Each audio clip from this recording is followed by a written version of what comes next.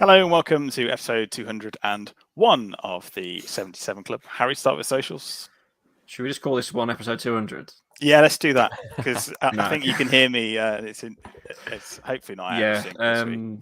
The Wall 77 Club on Facebook and Instagram, at 77 Club Podcast on Twitter, Spotify. I would ask for 5 stars, but after last week, I won't this week. YouTube, please subscribe and tell a friend. Dan Bayliss is here. Hello, everybody. And back from his trip to Italy, Jack Williams is here.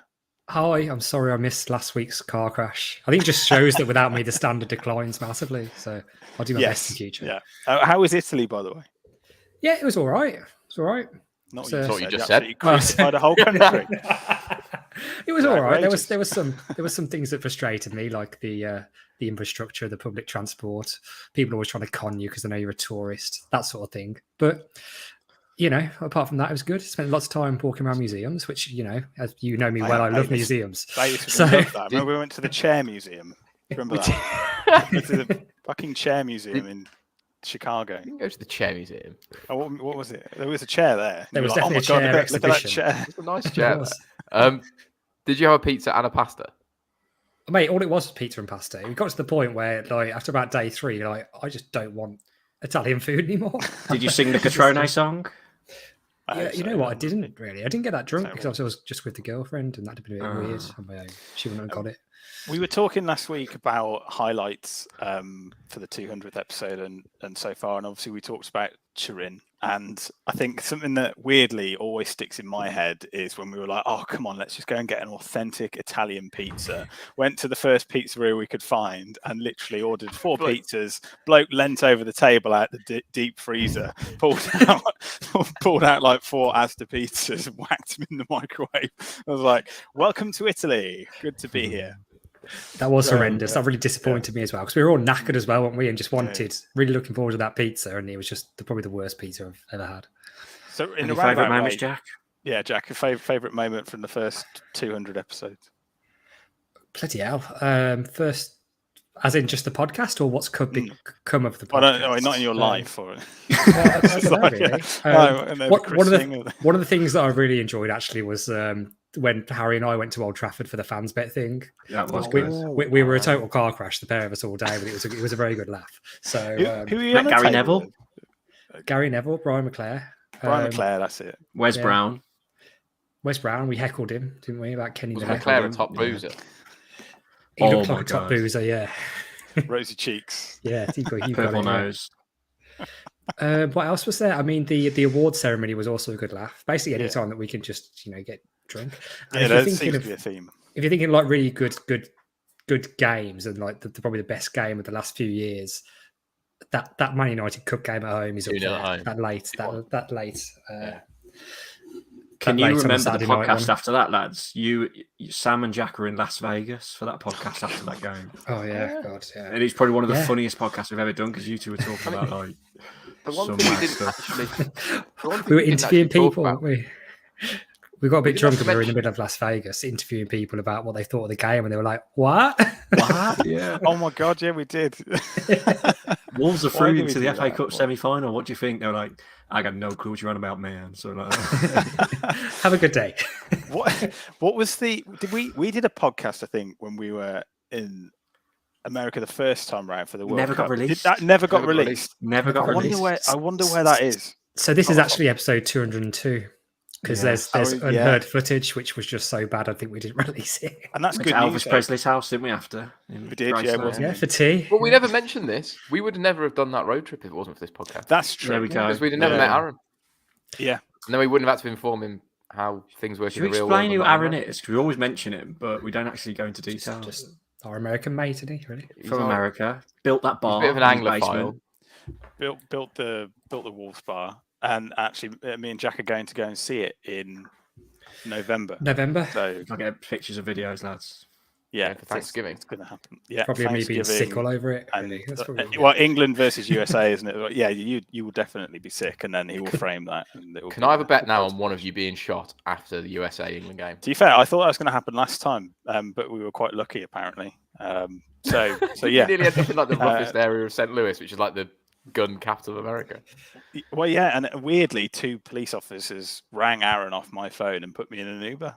So yeah, That's I can't very nice. complain. It could have ended very nice. differently. It is very nice. Right, anyway, back to footballing matters. Obviously, we were talking about the potential of going to Anfield. And then, of course, what happened. The death of Her Majesty Queen Elizabeth II. So, I mean, we were sort of going back and forth, weren't we, Harry, in the groups, thinking, well, it shouldn't be cancelled. I think the government have met on the Friday and said, right, it's up to all the sporting bodies individually to make a decision. The FA, I think, made the final decision after the Premier League and the EFL met, saying that they should postpone the games. Do you think that is the right decision? See, I mean, I don't know if it's controversial to say, but I don't. But I can see why they did it, because certain teams, especially the one we were playing, let's be honest, probably would have booed the celebrations of her life. Boxing got cancelled as well, but some things went on, didn't it? Not on the Friday, but on the Saturday, rugby, a few other things. I think a lot of people were tweeting out. I saw various celebrities and ex-players saying we should have just tried to celebrate her life and do the national anthem and things like that, and a minute's applause or wear black armbands. But I can see why, because all eyes would have been on the Premier League, and a few clubs would have booed it, and it would have just tarnished the Premier League's image a bit, I guess. So unless they could have muted them or something, The one thing I'd I have could said, see why they made the decision. if they'd done it all Saturday, the Liverpool thing would have probably gone under the radar a bit more, because every other team would have observed it immaculately, no doubt. And that's what had been shown on the television, rather than idiot, self-indulged Scousers ruining it on telly against Napoli. They should have done it. It seems ridiculous. I mean, I know it's a different sport, but I thought what cricket did was just absolutely brilliant. They're like, So you had a friend. Did you have a friend that was it the? I knew a few people that were there at the game, and they just said it was absolutely fantastic. And football could have done that, and it would have probably been really special. And it's probably going to lose its edge a little bit now doing it at the weekend. I don't know. I thought they were wrong to cancel football. Jack, I think you brought up the policing issue, so from a more of a logistic point of view than anything else. Yeah, that's the only reason that's one of probably the contributing factors, is that a similar thing that's happened the weekend. Obviously, we've already seen some of the London games have got cancelled just because they need the police resource elsewhere. But I do think they just called it too early. They were trying to, basically, I think they'd already made the decision before they really saw what other sports were doing and what the public feeling was. It was just kind of, we have to do this, otherwise we'll get slated. So they pulled the plug on it straight away without actually looking what other sports were doing and how the rest of the nation were feeling. And I think fair enough, that was what was done back in the day, but times have changed a lot in the last 70 years since it's been done. And other things have changed that obviously would have previously been cancelled that have been allowed to go ahead. And it just seems like the whole country has just kind of either taken it to the extreme or one way or the other, really, because there's stories about this in the Centre Parks one where they are making people leave Centre Parks on Monday and having to come back the next day because they're shutting the whole thing, and these sorts of things. They have U-turned on that now. Stories about a bike rack in Norwich. Did you see that? Which had a sign on it saying this bike rack is closed due to the period of mourning. It's like, what? It seems like the world's gone a little bit mad, really. And ultimately, I think the thing you need to ask yourself is, the Queen likes sports. Not necessarily a massive football fan, I don't think, but she loved her racing and her first FA Cup handout was to Wolverhampton Wanderers. Yeah, and that's the thing. Would she have really wanted everyone's weekend to be, not ruined, obviously, but just it's a bit of inconvenience for people. And the problem is, people would have flown over from America or wherever for these games that got cancelled at short notice. They'd have booked hotels, they'd have booked flights. People would have booked train tickets, which wouldn't get refunded. And it just always seems like football fans are the ones who get shafted. Granted, probably not every game could have gone ahead because of the policing resource in certain areas. But ultimately, I think they made the decision too soon and then realised they'd probably messed up looking at the examples set by other sports and missed out on a great opportunity to really, celebrate her life. And I think everyone really most people would have got on board with that and made a great atmosphere all around the grounds. So it's a missed opportunity that's just come about by people just trying to think too soon and just being too careful not to offend anyone, to be honest. I totally get them cancelling the London games. I'd have got that. I was going to say London is absolutely again, isn't it? Is it this weekend London's cancelled again? Yeah, some of them, yeah. Honestly, it's chaos down here. I can imagine. I've never seen so many people in my life. Well, you went, didn't you? You went to book. You were straight at Buckingham Palace, weren't you? Dan? Well, You're on the front line. I'll tell our entire listenership. Shocker. No, I was well, I'd been at the cricket that day where it got washed out. Oh, here we go. It gets better. Went to the cricket and straight down to the bloody palace, didn't I? No. We went to the pub just in sort of the West End, and the news broke. So we were only under a 10-minute walk away. So we just thought we'll walk down there and see what the scene's like, and it was unbelievable. I've never. What was it like? Silent. Tens of thousands of people. Utter silence. I've never seen London like it. It was weird. It was. I can't really contextualize it, to be honest. I've never stood somewhere. I was only there maybe 20 minutes, half an hour. No one really. There was like light conversation, but no real noise, and it was a little bit moving. In all fairness, an old American couple came and stood next to us. And at the end, as she left, she said, "I'm really sorry for your loss," and that nearly got me. But it was a piece of history, isn't it? Americans do think we're all related to the Queen, don't they? To be fair. Yeah, they do. To be fair. One thing I would say is that when you think of Operation London Bridge, which is like the whole plan and the whole thing that everybody meets on a regular basis, and this is going to be what happens. Why wasn't everybody ready for it? Why weren't sporting bodies ready for it? You know, if it happens on a Thursday, do this. If it happens on Wednesday, this is what happens. If it happens on a Friday, Saturday, Sunday, why are there not like 7 plans in place? Everything else seems to be unbelievably well organised. Yeah, it's just really strange. Get a leader on it. Yeah, because it's not like it wasn't ever going to happen. So you know, it's someone dying. It happens to everybody, regardless of whether you're the Queen or the normal person on the street. It just seems really, really weird to me that there were all these quick meetings and no one really seemed to know what they were doing, and everyone ended up doing different things. And there's no explanation.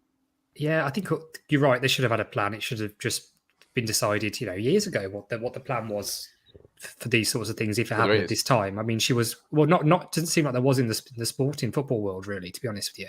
And the thing that just obviously went really, really stupid is the fact that, fair enough, okay, cancel the Premier League, cancel the Championship, but they cancelled the grassroots and the nines football and these sorts of things. And it's just like, you're just taking it too far, really. What's that? So, and when you just think of the comparisons, like you can go to work, you can go to school, you can go to the betting shop, you can go to the pub and get drunk and swear, but it's disrespectful to go to a football match. That's too far. Oh, bloody, that's so disrespectful to the Queen, but you can go out in the street and just do what you want. So it doesn't make any sense, does it? So it was weird. Just on the Queen, you said a minute ago, Sam, about her handing the FA Cup to Billy Wright back in the day. Another stat I loved was she's seen every single World Cup. Yeah. That's a good one, isn't it? Oh, that's a good one. God, she's also been on the throne for a third of the amount of time that America's been a country.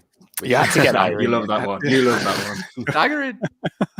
But we'd have beat Liverpool. That's the bad thing, isn't it? Because they were riddled with injuries. It was our chance to get something there. Great time to play them. Yeah. Yeah. They weren't very good the other night either.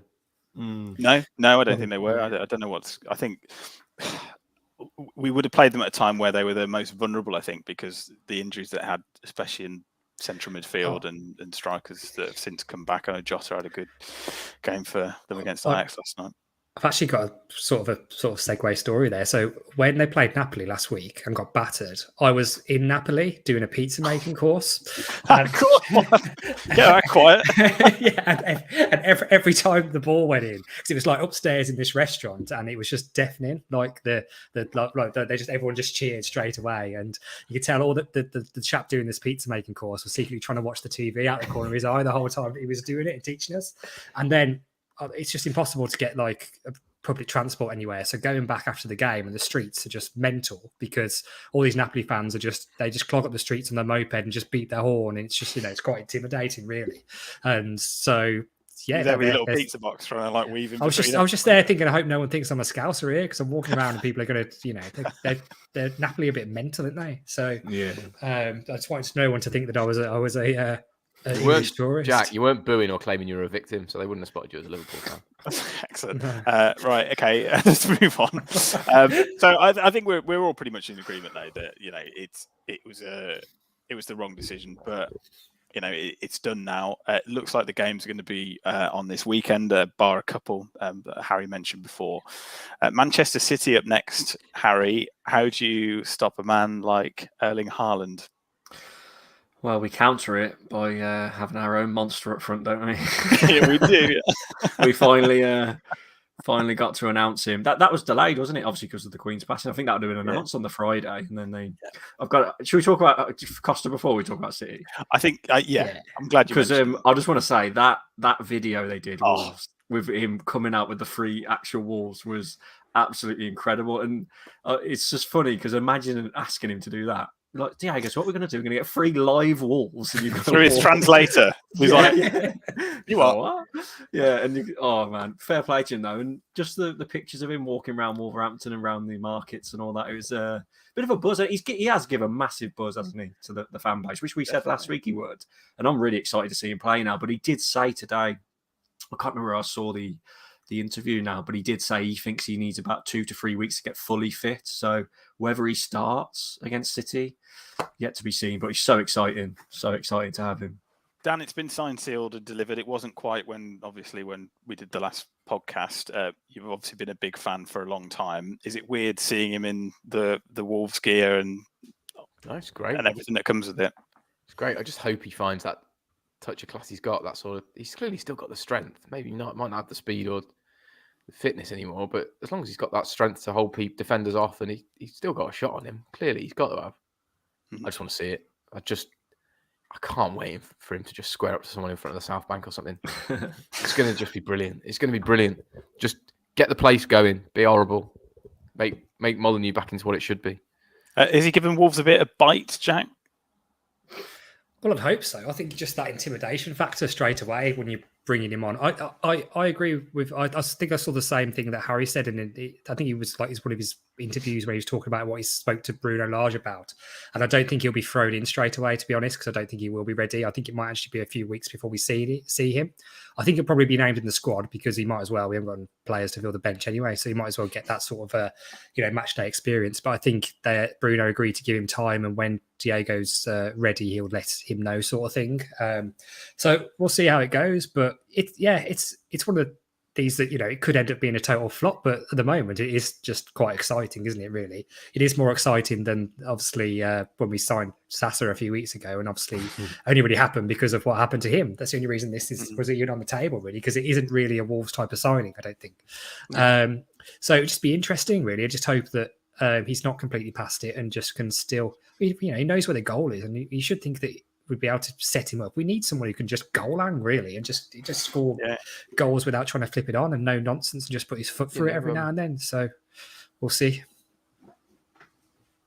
I'm shocked, actually, that after all of the injuries that we've had and the reason that we're signing them in the first place, the powers that be thought, I know, we'll put them in with the 3 apex predators and hopefully. I'm shocked he didn't just get eaten. That would have just been like a classic situation, wouldn't it? We tried to do a wicked video and it turns out he's been mauled to death by 3 wolves.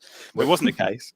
It is quite funny, Sam, that we've obviously all stood here and slammed that football's cancelled. It's actually done us a favour because it gives him an extra week to get fit. It does actually, yeah. That's a good point. They wouldn't have threw him in, would they, against Liverpool? That'd have been way too soon. I don't think so. Well, Harry, I don't know if you've seen the photos. The Express and Star, I think, had 20 photos of him in training. He looks in decent shape, to be fair. Yeah. He's not rolling down the corridors looking like he's eating too many pies. He looks trim and he looks fit. Yeah, and Talking Wolves did an interview with Tim Vickery, is it? The journalist. Yeah. And he shared some good insight. Obviously, he played in Brazil before. And like everyone said, he didn't play much, did he? But he was battling with Hulk, wasn't he, to get in the team? So, not as in the actual Green Monster, as in the player. But, it's just... I think he's been quite picky. Not the Green Monster. No, not the Green Monster. Oh, okay. But I think he's been quite picky with what club he wanted to join, hasn't he? And it's a bit of an honour that he's joined us, hasn't it? And I mean, look at the likes of Neves is probably looking at that as well. He's probably thinking, I'm glad I stayed now because, I mean, they're showing a lot, aren't they? Signing him on a free transfer. No way. If you'd have told me this time last year we would have got Costa on a free transfer, I'd have been like, no way. Fosu and Jeff won't do that because we've been linked with him before, and we always just was just like that ain't happening.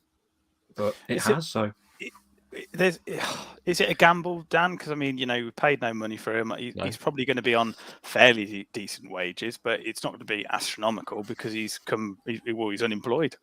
So lots of players that have done nothing, so it doesn't really matter. The only gamble it is that it might gamble getting us some more goals. So I'd pay him whatever he wanted a week. Can't be any worse a gamble than a big Austrian bloke with dodgy knees for 20 million a week, can it? So, no, I'm not sure about Hair Twiglet. I'm not sure about that shout in the comments. No chance. Harry got a bit of Costa lookalike. Jesus Christ. I don't know, mate. He looks like he's been mauled by one of them wolves. I can see it a bit. I used to play like him when I played Sunday League, so I'll take that. I saw a video going around social media where he got injured. He'd gone down injured off the pitch and then rolled back onto the pitch and then carried on being injured just to stop the play. I don't know if anyone else saw that. Yeah, brilliant. I was like, if he's not on your side, you think, what a twat. And then if he's on your side, you think, God, that is clever. We're going to love it. We're going to love it. That's going to be great, isn't it? Do you think, Jack, that we are too much of a nice team, which is why it probably makes sense as well? I didn't think so. In the last few years, no. I mean, Mourinho called us out for not being a nice team, didn't he? If you remember that Spurs documentary, and I think that's probably a fair point in some areas. But I think we have lost our bite a little bit because we just don't have that attacking threat up front. Everyone knows Jimenez has sort of lost his way since his injury, so I don't think we're as intimidating, particularly in the final third, really, as we were, because there wasn't that striker that everyone's scared of. When Jimenez was in form, people probably were scared of him, but now that sort of changes the turn a little bit. Maybe not for it would give the defenders something to think about. Maybe not for goals, but just in case they get a head kicked in. So it's all mind games. I wouldn't want to go into a 50-50 challenge with him, would you? Jesus. No. I think Sam would do him. Remember Sam's tackling that charity? That was a great tackle. They don't teach it like that anymore. It's the best tackle I've seen at Molineux. If it wasn't a football game, it would have been common assault, I think. It's close between Sam Cook, Keith Curl and Kevin Munn. To be fair, it's when Fancast put out the video of it, and here's Sam Cook from the 77 club going in on father of three. You're still having physio on your knee now for that, yeah. I was meant to be centre back, and I was still walking back on the halfway line because they scored after that. Yeah. What a great partnership. Probably not the worst that they've had down there. Harry, who starts? Is it going to be unchanged from what was the Southampton game way back when? Well, Raul, he's not going to start Costa, is he? I think it's a bit too soon. So maybe. Do you think he'll start Hwang? Yeah, I think he will. Because he came on, didn't he, against Southampton? And although he had, I think Hwang's done more than Guedes, to be perfectly honest. Since we've been slating Hwang, and yes, he has made a terrible mistake. And as we know, Guedes obviously is more of a winger, but it's one of them, isn't it? Who do you think's worse in the middle out of Guedes and Hwang? I don't know. I mean, I'm probably just living in the past now. Would you not throw Adama in there? Considering it's worked. Yeah, for the counter attack. Just this is his sort of game. Even if you played him more central, it could work. Well, Sam's first question was how we're going to stop Haaland. The answer is we won't. He's going to score one or two, isn't he? Let's be honest. If we go four at the back, which I think we will, it could be one of those days where, when we played them towards the end of last season, they beat us 5-1. It could be one of them again Saturday. I hope it's not. I mean, was it Villa who drew with them? Picked up a 1-1 draw? Yeah. So it can be done. We've just got to try and stay solid, and it is the counter-attacks the plan on it. I mean, we did them at the Etihad a few years ago with Adama. Let's just try that again if Costa ain't fit. Throw Adama up there, maybe the 4-2-3-1. This is a free hit. They're the bloody I was going to say free hit. It just Yeah. seems like I don't like calling many games a free hit, but to me, I don't know if Jack, you agree that it does seem like we every game so far this season, although we haven't been good in all the games, we've only lost by one goal. So I don't think it's a walkover. I think we can get something and we can give them a game. I don't think we'll get battered because we rarely do, to be honest. Touch wood. So kind of a free hit, but I don't see any reason why if we get into this sort of game could suit us more than some of the other games, because we know that we can play quickly on the counter. Players will want to get forward and get it out to the wings, and maybe their style of play will help us a little bit more than some of the other games have. Teams like Bournemouth or Fulham potentially. So You don't know, but yeah, it's if we lose 2-0, we lose 2-0. But I think as long as we put up a bit of a fight, all the fans will be reasonably happy. But I do think it'll be too soon for Costa. Robert's made the point in the comment section. Raul's not the same player as a striker, but still holds the ball up well and releases to the players. Could you see it almost being a switch, potentially Bayliss? I'd let Podence play off him if he could. Yeah. But I get the idea of just Teledama not to cross the halfway line and oof it. I think that's fair to Yeah. Score prediction, Harry.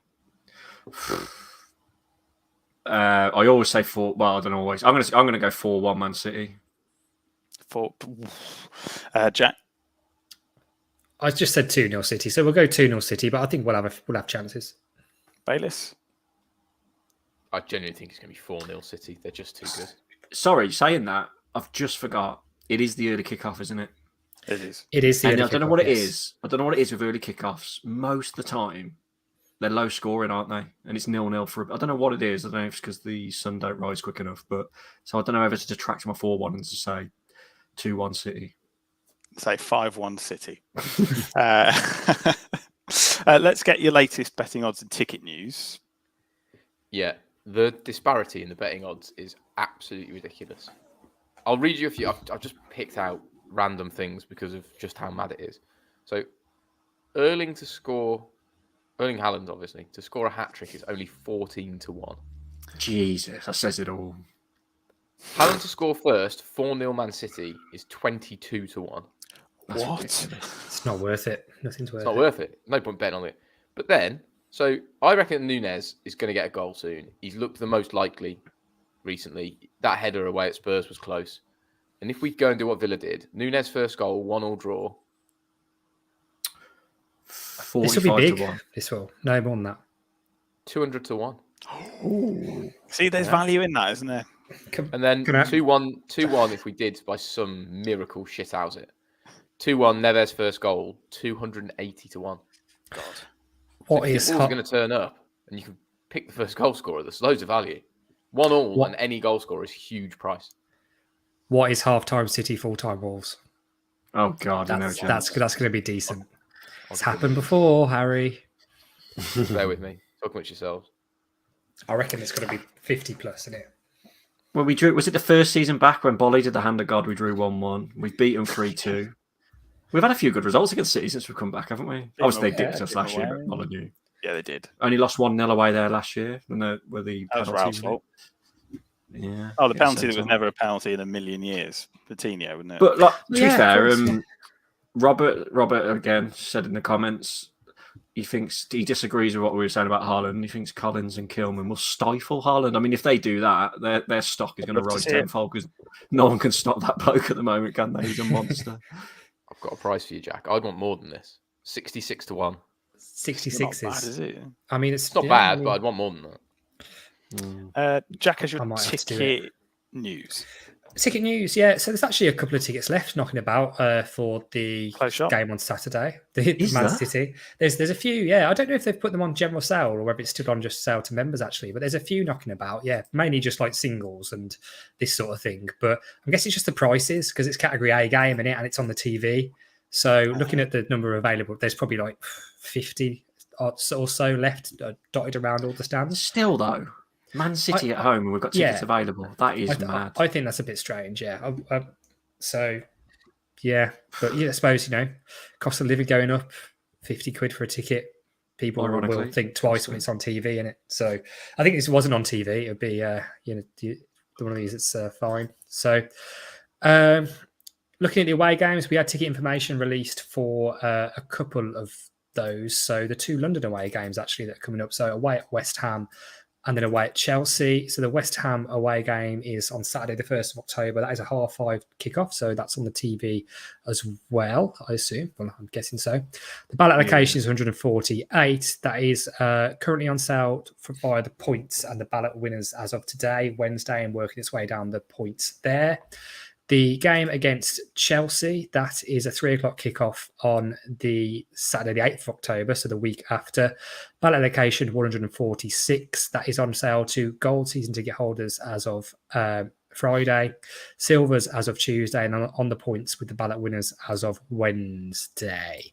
Anyone got in the ballot for those? No. How gutting was that for me, mate? By the way, I won his Liverpool ticket in the ballot just for it to be cancelled. He'll still get it though, it'll roll over, but now he's got to go on a Tuesday night sometime in February. Yeah. We're in the same atmosphere, is it? Yeah. England squad is announced on Thursday, mid-morning, I think.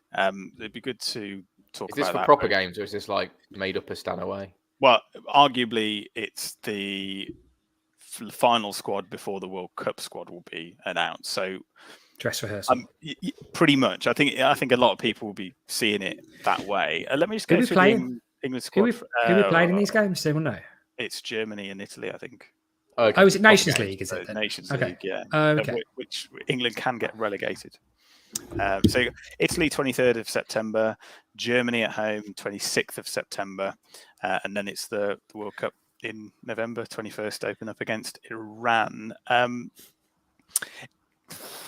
mean, Harry, I suppose the only person that we're really looking at that could potentially get a call up would be Max Kilman. Do you think that would be the case? I mean, it would be ironic if he took Connor Cody's place in that squad. Because if we look at the defenders, you've got Kyle Walker, Reece James, John Stones, Mark Gahey, Kieran Trippier, Harry Maguire, Connor Cody, Tomori, and James Justin at Leicester as well. And Leicester have had an abysmal start to the Premier League season. So, I mean, there are defensive places available, and potentially there at centre-back, John Stones isn't really playing much for Manchester City.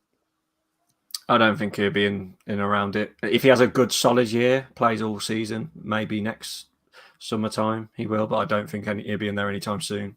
That's just my opinion. Just because we've said so many times with England, it's very rarely they go with just form. It's what they like and who plays well when they're picked. That's why Maguire's going to stick around for England, and obviously Pickford always plays. I don't know. The thing is, Pickford. I don't think you can fault Pickford at international level with England. He conceded 1 goal at the Euros. He's got 22 clean sheets in 45 appearances. Those are great stats. Same with Maguire, really. I don't think Maguire does much wrong for his country. No? To be honest, he just gets stick, obviously, because of Man United fans. And Cody won best cheerleader at the Euros, didn't he? They was all saying he was like best cheerleader. Yeah, he was like a psychiatrist for them all, like digging them up. Is that the right word?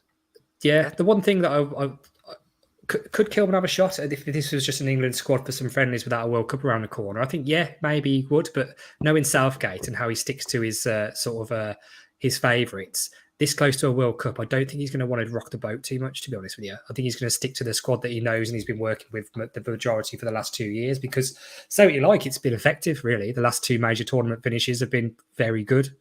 So I don't think he'll use this time to rock the boat too much, to be honest, which is a bit of a shame because arguably, I think we all know that Max Kilman is a better defender than Cody, but Cody does have the voice that Max Kilman doesn't. And that's probably, if he takes Cody, I'd still like to see Cody go, then that will probably be why Southgate's taking him, to be honest, a bit of an older head who can help some of the younger players, just like he did last summer for the Euros. Dan, do you think he's got a chance or do you agree with Jack and Harry? It's a bit pretty much done and dusted. I had a horrible premonition, like some sort of epiphany the other day where Southgate flops massively and is sacked after losing in the last 16 to Iran. I know it can't be Iran, but you know what I mean.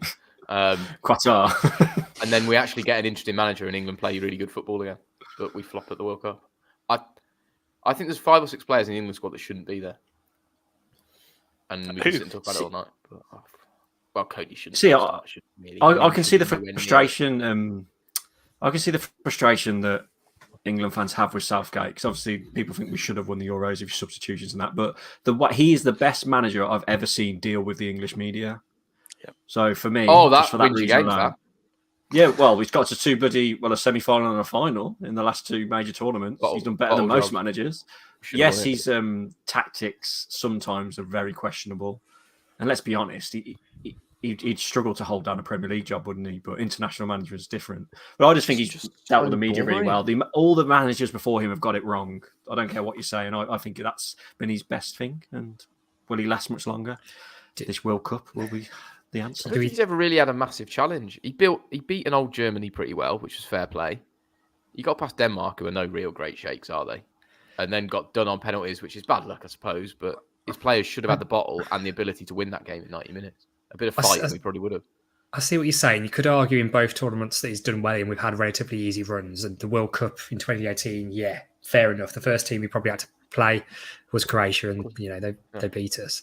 So yeah, but at the same time, you've got to give him credit because there's still other managers and England teams in the past have bottled it at much earlier stages than that against weaker opposition. So this one will be probably the one, not the one that defines him, but I think what's he got to do really? He's got to win a tournament if he wants to go down in history. This is probably his chance to win a World Cup.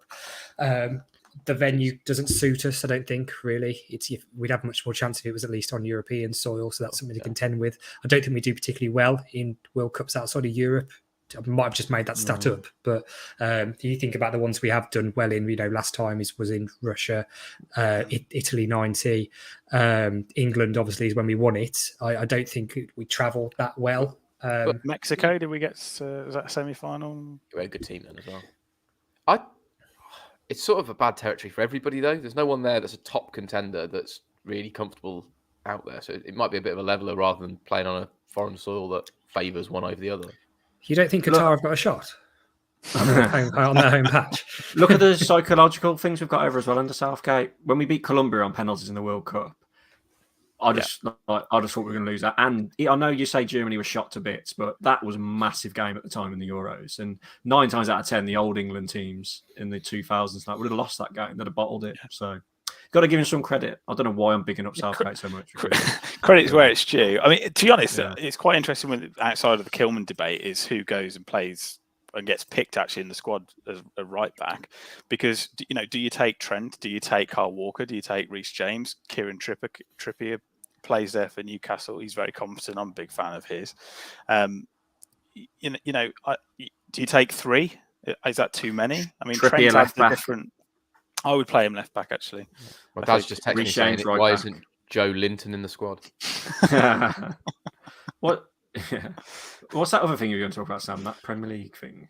The All Stars game. So I think Todd Bowley, who's the owner of Chelsea, was at some conference yesterday, and he said he hopes the Premier League takes a little bit of a lesson from American sports, in that he would want to do like an all-star game where you had North versus the South. So I don't know where Wolves would play in that, being in the middle. So first of all, do you think it's a good idea, or is it just a case of an American has come into an institution and tried to ruin it? I think was it Klopp's big issue, the fixture congestion. So when would they play it?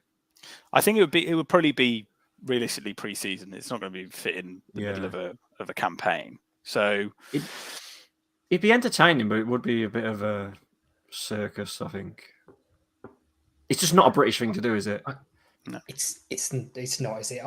Obviously, I don't know that much about American sports, and it does seem like they always say, "Oh my God, he's going to make the All-Star game." So it's like a thing, is it? But I don't think it would work here because we're that tied to our individual clubs, by blood and heritage and whatever in your local area, that we wouldn't then want to go just collectively cheer for a Go North team and basically cheer a load of Liverpool players. It just sounds like nonsense, doesn't it? It's not on paper. All it is a moneymaker. It's a stupid American coming in thinking their sporting structure is great, and it's not. He did say that this is an opportunity to feed money down to the lower pyramid of football. Yeah, but if this hadn't come from an American, it would have actually been listened to. It's the fact it's come from a Yank that is the problem. So explain to me how getting players from all the teams helps whatever Star you might have a couple of million quid on gate receipts. You wouldn't. Would anyone really be that interested in the rights to it? You've got to look at how you market it, but they're making billions on the American style All-Star games. That's only just America. Would you pay to watch it? It's not for us. No, it's not for us. You know what we are there to watch the season. It's nothing to do with us lot as fans. We know it's a crap idea, but as an actual marketing ploy and a money spinner that could benefit lower league football, where we know clubs are really struggling, and grassroots football, which needs as much money as it can possibly get, why not have a money spinner? Why not? Do you know what it reminds me of a bit, though? In case Neves snaps his fucking leg in two, pissing about. Would Neves get in there? Why. Well, I don't know how it works. They're just going to pick the City team. Pick the best. That's what it'd be. It'd be like City. Or do they say Chelsea. each club has to put forward a couple of players or something like that? Well, it's fan votes, isn't it? It's fan votes. It's media vote. It's like a big online vote. I don't know. Like, yeah, that's how the Americans do it. But it reminded me a little bit, obviously on a very low level and nowhere near as serious, of the Super League suggestion. It's a bit like, no, that's not the Super League suggestion. It's not. No, but it's one of those. I mean, like the idea. It's very like American Super League-y. We know it's nonsense, but if it just purely was a proper money spinner and made £1 billion or whatever, 500 million for lower league football, I'd be saying, yeah, do it. Just do it. Okay, go and do it, but do it in America. Don't do it over here. Go and do it in America. The way that you probably make more money is if you did a tournament in America with the top 6. That would probably make. They do stuff like that in pre-season, though, don't they? They go to bloody America and have like the 3 good teams. I know they like rotate the teams and that, but no, for me, no. Do you remember that episode of The Simpsons where they big up the game for Portugal versus Mexico, or whatever it is, and it will end up in a riot? Because like they're just your favourite stars. But Man City randomly played a friendly against Barcelona the other week, didn't they? Did anyone see that? Yeah, just randomly played a friendly against Barcelona. I'm not sure what it was for. I'm sure people listening might know. But... Tell you what, for a little bit of fun, let's go through who would be in the North and South teams. So who goes in? So it's Edison or Allison, isn't it? In the North, goalkeeper. I'd go Edison. And then Lloris in the South. Lloris. Oh, yeah. Who's a Chelsea goalkeeper? Mendy. He's a bit of a flapper. It's definitely not. We're just going to be thinking about the top teams, aren't we? No right shouts for Jose Sarr. Right back's going to be for the North. It's going to be Kyle Walker. Probably. In the South, it's going to be Trent. Or Trent. He's been a bit dodgy lately. Yeah, go Kyle Walker. Then South will be Reece James. No question. Reece James. Left back for the North. We're just going to pick City and Liverpool players here. It's a waste of time. Robertson. Luke Shaw. Robertson. It's going to be Robertson, isn't it? Left back, Chilwell. Chelsea, yeah. It is literally Liverpool and Chelsea at the moment. We're going to get Chelsea, Man City. Centre backs, obviously Kilman. Maguire. Kilman and Collins for the centre backs. We go for that. Collins is Irish. That's okay. Oh, I thought it was all star. Okay, no, it's okay. We're not on the World Cup England anymore. It's not the World Cup. Confuse myself. All stars. Or you just hate Irish people. Yeah, they got their own league. It'd be Van Dijk and someone else. Take your pick. Yeah, no one cares about this club. People get the idea. Right. Okay. Stick him as a front and we're done. Yeah. Well, Nunez in midfield. Nunez, clearly. Oh, go on. Do we have any other questions before we bore people? No. I just thought it was interesting. That would be interesting. Well, there we go. I wasn't trying to move us along. I thought we might have some of the talking points. No, sorry. We've waffled enough crap for one evening. Is your dinner on? No, I've had it. Perfect. Okay, well, we'll leave that there for the week. We'll say goodbye to Harry Butzel. Yeah, goodbye, everyone. I hope it was listenable this week. And Dan Bayliss. Yeah, goodbye, buddy. And Jack Williams. Ta-ra. And it is a goodbye from me. Goodbye.